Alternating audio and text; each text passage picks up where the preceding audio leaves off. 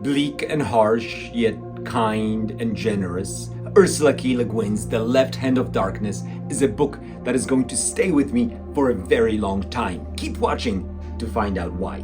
Ursula K. Le Guin wastes no time, and as the book opens up, we are dropped onto a planet called Guin, otherwise known as Winter, for a very good reason, where we meet our protagonist, Guin. He's an envoy. He is on a mission representing the Ecumen, a network of planets, and his job is to bring the nations of Winter into cooperation with the Ecumen. His first meeting, that with the King of Karhide, doesn't go well, and this is really where the story begins. Quickly we realize that this is actually a first contact story. The people of Guin have never met anyone outside their own planet. They haven't even discovered flight yet. So, generally, the human envoy is an alien. For the most part, however, he looks just like them. But there is one major critical distinction, and this is really what the book is all about. Generally is a man. Everyone on the planet Guin is non-binary. Their sexuality is unresolved. Once a month they go into a state known as Kemer, if I remember correctly, where they become men or women. This is the only time they have any sexual urge. To them, generally is a pervert. He is potentially sexually active all the time. Generally, on the other hand, throughout the book, struggles to find the humanity in the Guthenians.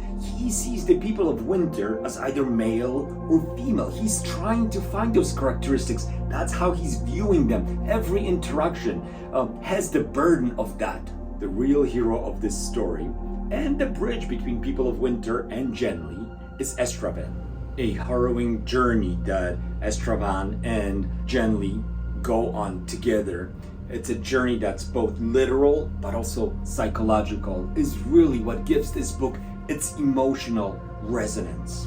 Reading this book in 2023, it's easy to nitpick and point out some things that maybe if she was writing today, Ursula K. Le Guin would have changed. For example, she calls Guthenians he by default. Considering, however, that it was written in 1969, this book was way ahead of its time. And still today, it has a lot to teach us. I love Ursula K. Le Guin's writing style. In this book, the prose is clean, direct, to the point, but beautiful at the same time.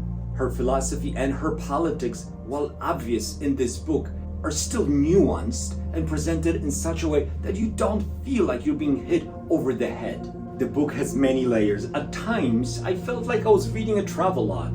Putting the book down, I felt like I visited a real place.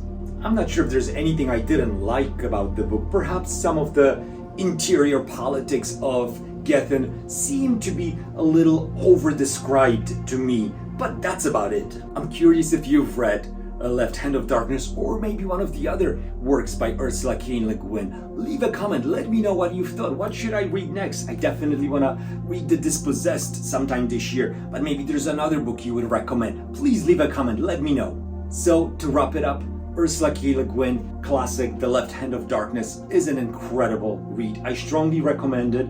It shouldn't probably be your first sci-fi book, an introduction to sci-fi, but if you've read a lot already and you're looking for something that is going to challenge you a bit, this is an amazing read. For me, it's a 9 out of 10. And if you're interested in exploring the gender theme a little bit more, check out my review of the beautiful Psalm for the Wild Build. Thank you for watching. Don't forget to subscribe.